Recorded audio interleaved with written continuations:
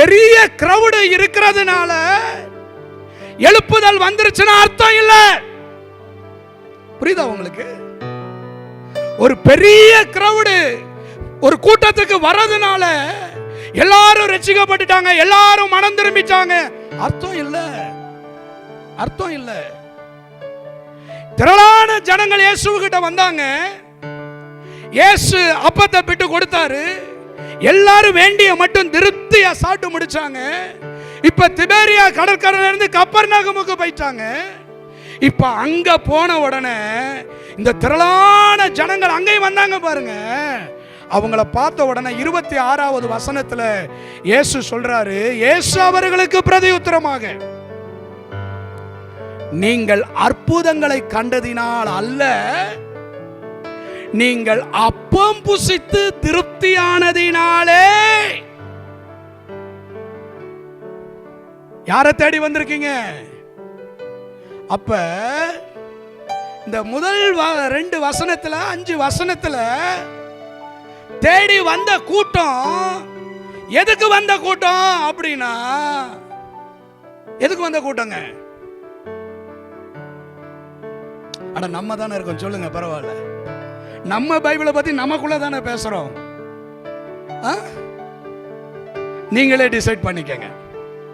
அப்ப இவ்வளவு பெரிய கிரவுடு எதுக்கு வந்துச்சு அப்படின்னா, அப்பத்தை தேடி, ஆண்டவருடைய ஆசீர்வாதத்தை தேடி, ஆண்டவர் தருகிற விடுதலையை தேடி, ஆண்டவர் தருகிற நன்மையை தேடி வந்த கூட்டம். இப்ப என்ன பண்றாரு? அந்த அப்பத்தை வச்ச இப்ப ஒரு பிரசங்கம் பண்றாரு.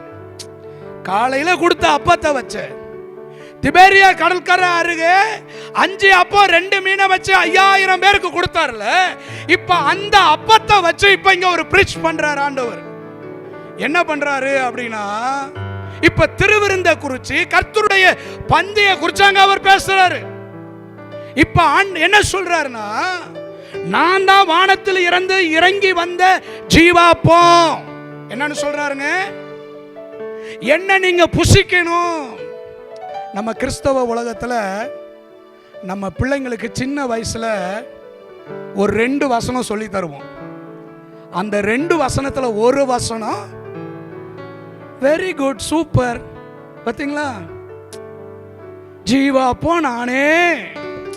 அதை நம்ம பிள்ளைங்களுக்கு சொல்லி கொடுத்து, அது நம்ம பிள்ளைங்க சொல்றத கேட்கறதுல நமக்கு எப்படி இருக்கும்? சந்தோஷமா இருக்கும். இப்ப அதை தாங்க ஆண்டவர் சொல்றாரு, ஜீவாப்போ நான் தான், என்ன நீங்க புசிக்கணும். என்ன புசிச்சா நீங்க சாக மாட்டீங்க, என்ன புசித்தா உங்களுக்கு ஜீவன் உண்டு. உங்கள் பிதாக்கள் வனாந்தரத்தில் புசித்தார்களே அந்த அப்பம் இல்ல, நான் தான் வானத்தில் இருந்து இறங்கி வந்த ஜீவாப்பம். என்ன புசிச்சா உங்களுக்கு பசி எடுக்காது, என்ன புசிச்சா நீங்க சாக மாட்டீங்க, என்ன புசித்தா கடைசி நாளிலே நீங்கள் உயிரோடு எழுப்பப்படுவீங்க. இப்ப இந்த பிரசங்கத்தை கேட்ட உடனே 5000 + 70 என்ன ஆயிடுச்சு தெரியுமா? அங்க ஆண்டவருடைய வார்த்தை சொல்லுது, 60வது வசனம் 59, 60. கப்பர்நகூமிலே ஜெபாலயத்தில் அவர் உபதேசிக்கையில் இவைகளை சொன்னார். அவருடைய சீசரில் அநேகர் இவைகளை கேட்ட பொழுது, இது கேட்கலங்க, இது கடினமான உபதேசம். இதெல்லாம் போய் யார் யா கேட்பாங்க?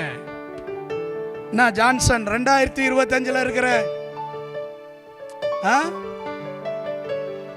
எல்லாம் நவீனமா மாறிக்கிட்டு இருக்கிற காலத்துல இருக்கிற இப்ப போய் இதெல்லாம் யார் யா கேட்பாங்க? இதெல்லாம் ரொம்ப கஷ்டம்யா.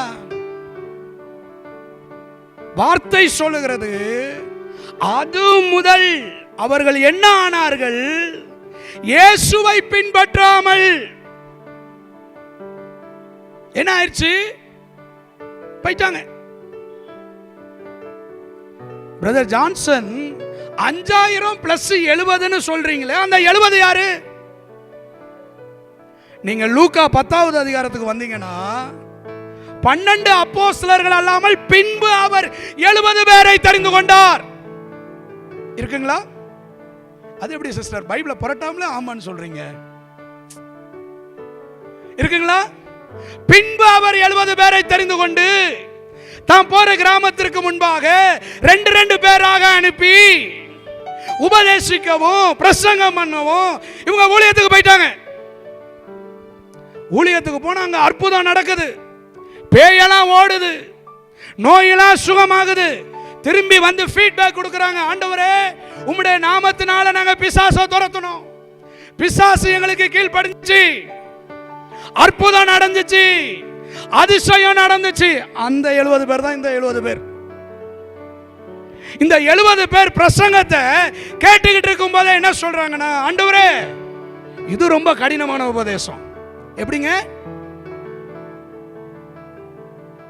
இது ரொம்ப கடினமான உபதேசம், இதெல்லாம் யார் கேட்பாங்க? எல்லாம் கவனிக்கணும். அப்பதான் ஆண்டவர் கேட்கிறாரு, 12 பேர்கிட்ட கேட்கிறாரு, நீங்களும் போய்விட மனதாயிருக்கிறீர்களா?